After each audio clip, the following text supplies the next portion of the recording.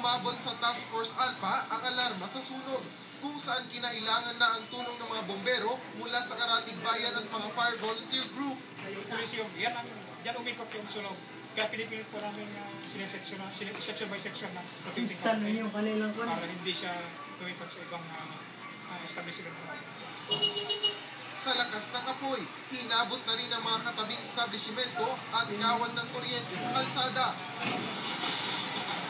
Nagtumahog sa pagsalba ng mga paninda at gamit ang ilang may-ari ng establishmento, habang ang iba napapaiyak na lang.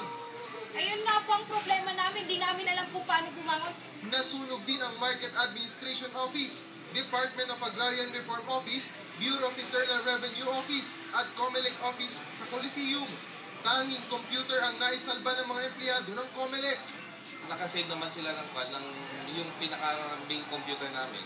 Yung mga files, medyo wala na. Pero at least may save kami computer na doon lahat ng files. Pwede pa yan. Ipapaalam namin, i-report namin first hour in the morning sa Manila, and then tinignan natin kung reaction ng COMELEC Manila na lang. We will leave that to the authorities kasi we are not to judge right now.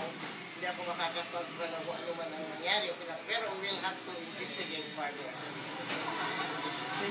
Pasado alas 7 kaninang umaga, nang ideklarang fire under control ang sunog. Maswerte namang walang namatay o nasugatan dito. Haris Julio, Patrol ng Pilipino.